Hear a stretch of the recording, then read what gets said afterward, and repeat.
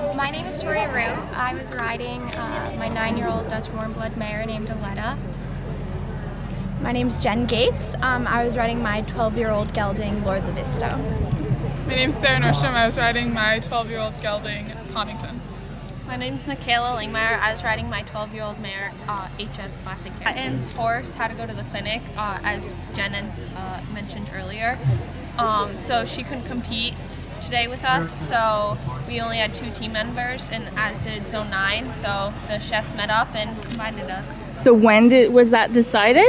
Yesterday. You're glad you made that decision, right? It worked out. I actually met Jen and Sarah this morning in the hotel waiting to go to the horse show. So I'd actually never talked to either of them before. I've known Michaela because we're from the same area.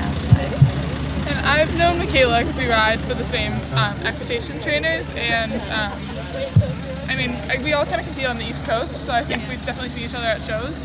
Jen's one of my best friends and oldest friends, so I've known her for a while, but just it was kind of cool, just fun meeting new people, and I think made some friends out of it. Isn't it Zone 2 that wins all the time? Yeah. So how does it feel? It feels great.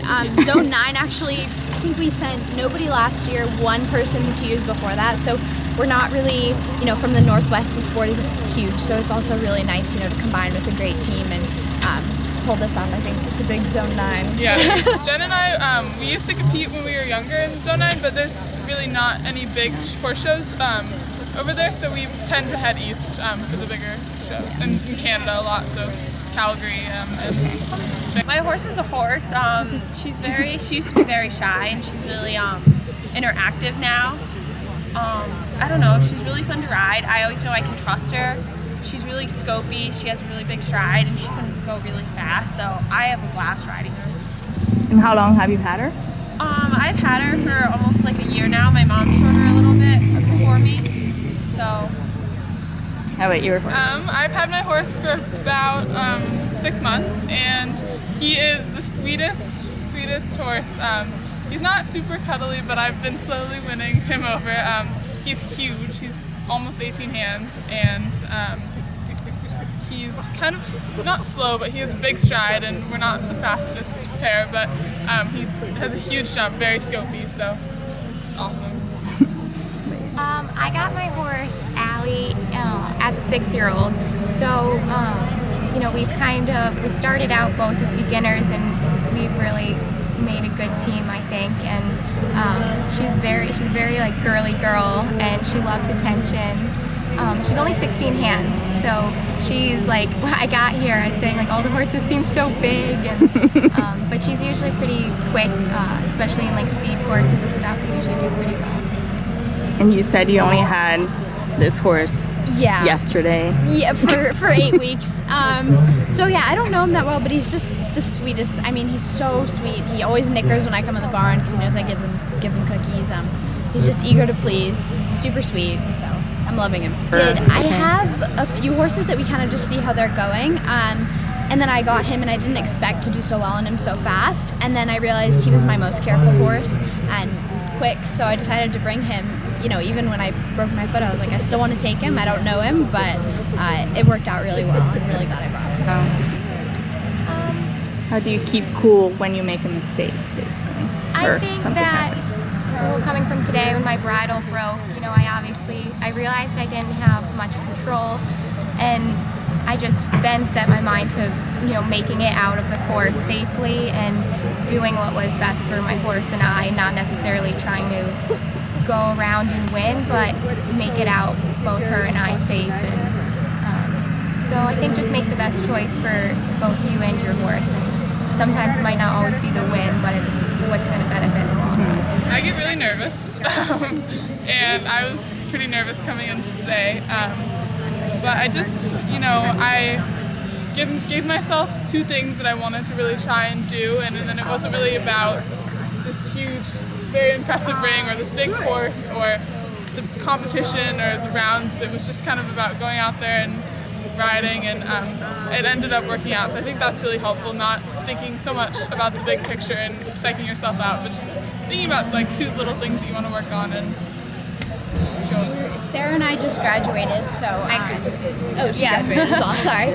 So I'll be going to Stanford in the fall, but I'm doing the Harvard Extension University, which is just Harvard, but they allow you to take your courses online and at night. So for a riding schedule, it'll definitely free it up some more. And how about you guys? You go ahead. I just graduated high school and I will be headed to Brown University in the fall. Okay. I just am entering high school this year, so Wow, how old are you? I'm 14.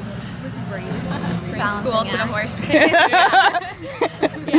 I think I'm just gonna see how it goes, kind of play it by ear, but it's a balancing act for sure. And sometimes, you have to do other things in life, or other times you can ride. So, piece of advice, just it's a lifelong sport, so just do it as much as you enjoy it and enjoy the ride, because it's not always perfect, but it's really fun and it can be really rewarding. And what's next, other than the individual competition?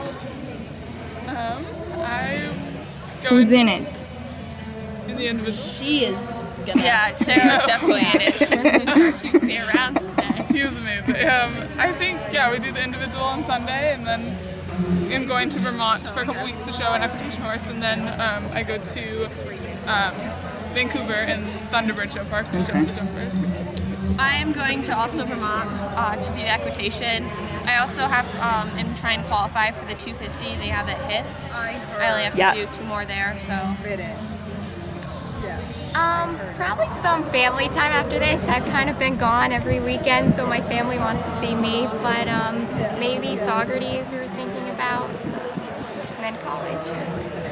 I'm going to Chantilly next week. I sent a couple horses over there. Oh, that's fun. Yeah, and then I'll spend some time around home at Thunderbird. It's close to home, and then West Coast for the rest of the year. Not really, no. I think it's one of those worlds.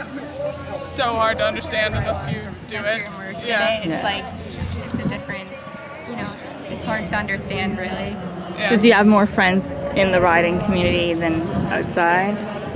Going to school, I'd say, because I went to a riding school, so all the girls there that became my closest friends ride. Yeah. But before that, I didn't have many that rode.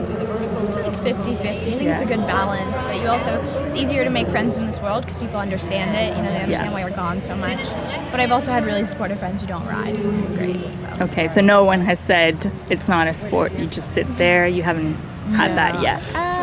People, but not people who are friends. None of my friends have said that. All right. Well, good luck the rest of the way. Thank you.